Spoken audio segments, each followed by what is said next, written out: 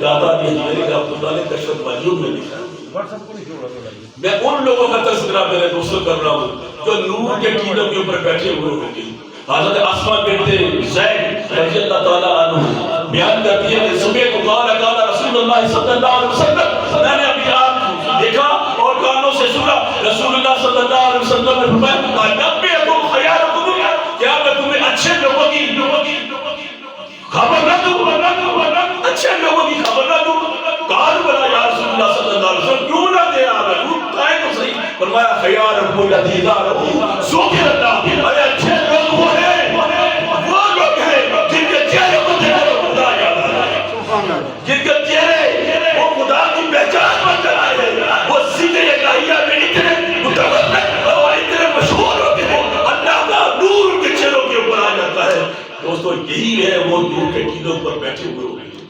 پھر رسول اللہ صلی اللہ علیہ وسلم ابن عباس رضی اللہ تعالیٰ عنہ بیان کرتے ہیں حضور علیہ السلام سے پوچھا عقیدہ یا رسول اللہ صلی اللہ علیہ وسلم، حضور سے پوچھا تھا یا رسول اللہ ایو جلسائنا خیر، حضور ہم میں سے اچھے ہمنشین کون ہیں؟ اچھے ہمنشین کون ہیں؟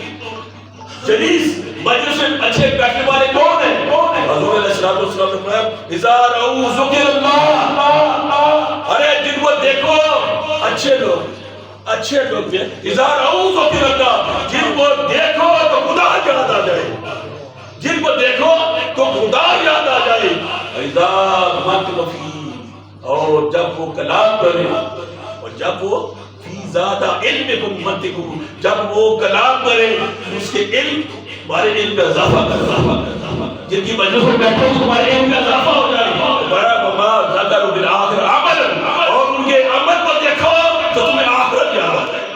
یہ تین چیزیں ایسے ہمنشین تلاش کرو جن کے چہرے کو دیکھو تو خدا یاد آ جائے، جن کے کلام کو سنو تو تمہارے علم میں اضافہ کر دے، اور اس کے عمل کو دیکھو تو تمہیں آخرت یاد آ جائے. تو دوستان گرامی ایسے ہی اسی کڑی میں امیر کبیر سید امیر علی حمدانی رحمۃ اللہ علیہ خاندان نظر آتا ہے.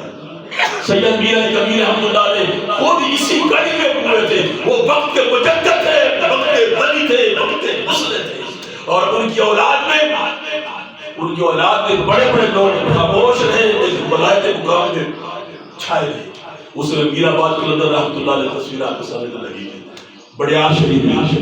اور ان کے بعد انہی کے بیٹے بابا فضل شاہ داری رحمۃ اللہ علیہ جو چھجا شریف میں جن کا مزار پاس ہے، اور انہی کے بیٹے کی آج ہم اسے پاک بنانے حضرت خواجہ غلام ربانی رحمۃ اللہ علیہ آج ان کا رسم پاک. ان کی شخصیت پیر سید سکندر شاہ داری رحمۃ اللہ علیہ بتایا ان کی شخصیت کے بارے میں. میں نے فون کیا، میں نے کہا ان کی شخصیت کے بارے وہ کیا کہ میں چھوٹا سا تھا، میں چھوٹا سا تھا، آپ نے بھیجا میرے پاس، وہ آپ نے بھیجا بس آپ نے میرے پاس بھیجا. وہ 20 سال فرماتے تھے چھوٹا سا تھا تو گاؤں میں آگ لگی، گھر کو آگ لگی، تو انہوں نے بڑی کوشش کی آگ جانے کی، مدد لائے، بڑا پڑھایا بہت کچھ کیا، آگ لگ گئی.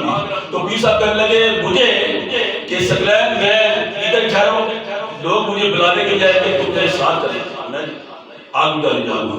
تو میں ساتھ ہو گیا.